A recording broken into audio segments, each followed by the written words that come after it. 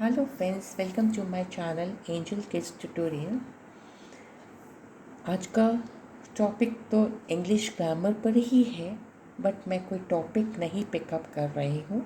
Already in the previous videos मैंने आपको noun explain किया, काइंड ऑफ नाउन्स एक्सप्लेन किया, sentences, kind of sentences, articles समझाया। आज मैंने सोचा कि इन टॉपिक्स पर मैं आपके लिए एक वर्कशीट बनाऊं, तो मैंने कुछ एक वर्कशीट आपके लिए बनाई है। इसको आप वर्कशीट भी बोल सकते हैं या एक टेस्ट पेपर भी बोल सकते हैं, ताकि आपका रिवीजन भी हो सके। और ये जो टेस्ट पेपर है या ये वर्कशीट है, क्योंकि स्कूल्स बंद हैं और क्लासेस ऑनलाइन चल रहे हैं, तो ये जो वर्कशीट है वो मैंने एक एग्ज़ामिनेशन पॉइंट ऑफ व्यू से बनाया है। आजकल चूज़ द करेक्ट आंसर्स के फॉर्म में वर्कशीट्स आपको या टेस्ट लिया जाता है स्कूल के अंदर।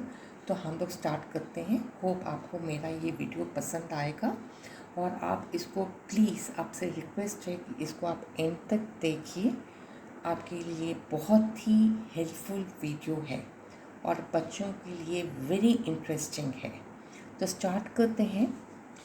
विच of the following groups of words are sentences, indicate by putting a tick in the box.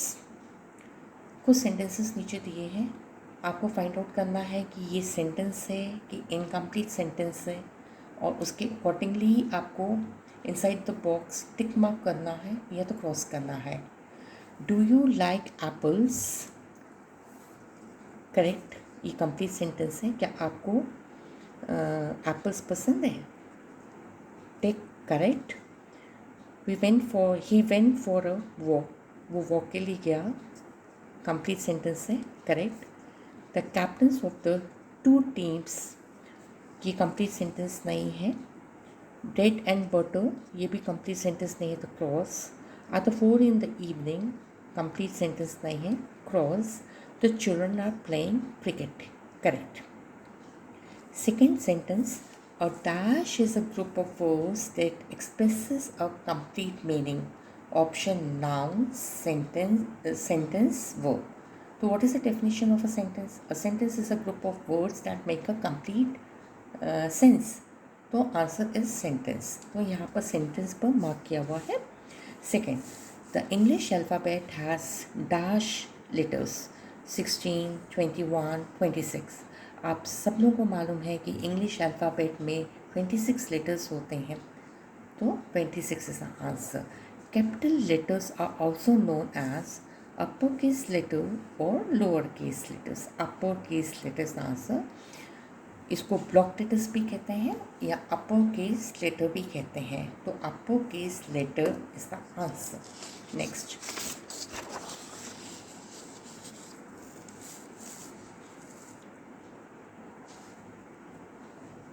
a sentence must always begin with a dash letter, capital, small. Option is first capital, second option is small.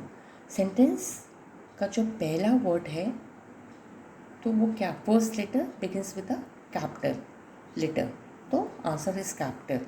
My father is a business man, statement, interrogative, command. Command तो है ही नहीं है। Command या request तो आपको पता है imperative sentences होते हैं। इंटेरोगेटिव में पीछे क्वेश्चन मार्क होता है, तो statement. My father is a business man, statement. Open the door, first option statement, second option imperative, third option interrogative. तो ओपन द डोर कमांड भी होता है, रिक्वेस्ट भी होता है, तो कमांड एंड रिक्वेस्ट किसके अंडर आता है? इम्पेरेटिव, तो answer is imperative. A question always and with full stop, exclamation mark, interrogative mark. कभी भी कोई अगर कोई सेंटेंस है वो क्वेश्चन के फॉर्म में है, तो उसके पीछे तो हमेशा क्वेश्चन मार्क होता है ना, like what is your name, question mark, where are you going, question mark, तो interrogative mark. And dash sentence expresses a strong feeling.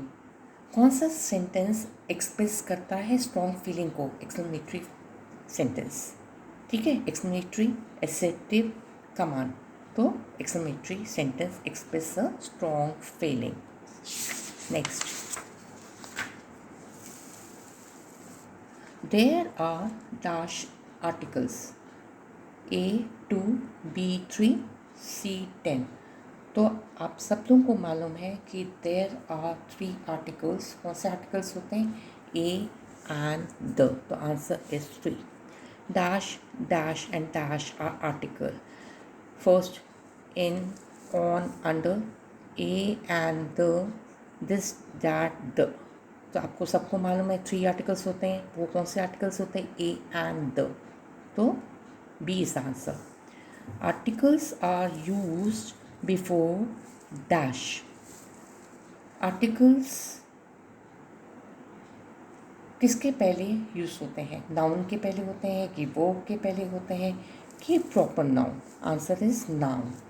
A oblique an means one. जब जहाँ भी सिंगुलर होता है वहीं पर ए और एन यूज़ होता है, ठीक है ना?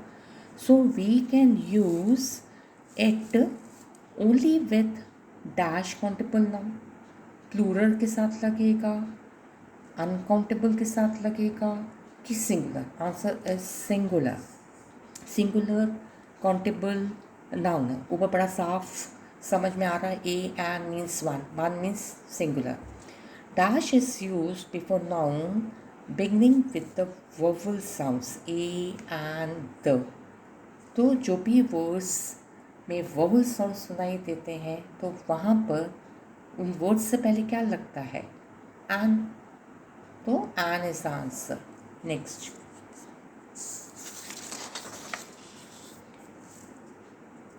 Dash aeroplane insert article a and the. Aeroplane के आगे क्या लगेगा? बिफोर एरोप्लेन ए लगेगा कि एन लगेगा कि द यूज़ होगा? फर्स्ट लेटर से तो ए इज वोवल है तो एन लगेगा, तो B is the answer. A book and a the.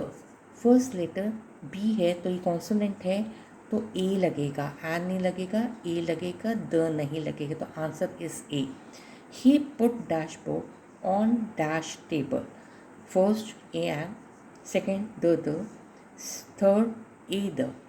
He put dash book. अगर आप कोई बुक को रखते हैं टेबल में तो आपको पता है कि आप कौन सी बुक रख रहे हो, तो वो एक पर्टिकुलर बुक हो जाती है और पर्टिकुलर टेबल हो जाता है। तो he put the book on the table, तो आंसर इज बी।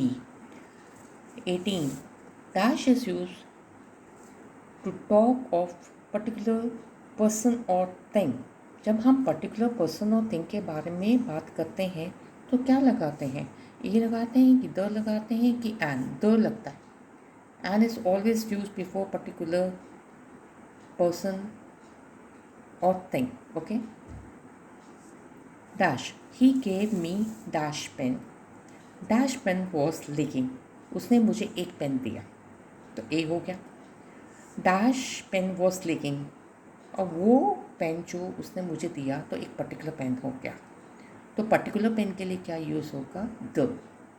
तो option is the, second option is a the, and third option is and the. तो मैंने आपको यहाँ एक्सप्लेन भी कर दिया, तो आंसर इज बी। होप आपको मेरा ये वीडियो पसंद आया होगा। अगर आपको मेरा ये वीडियो पसंद आया है तो प्लीज़ इसे लाइक, शेयर एंड सब्सक्राइब ज़रूर कर दीजिएगा। And thank you for watching my video.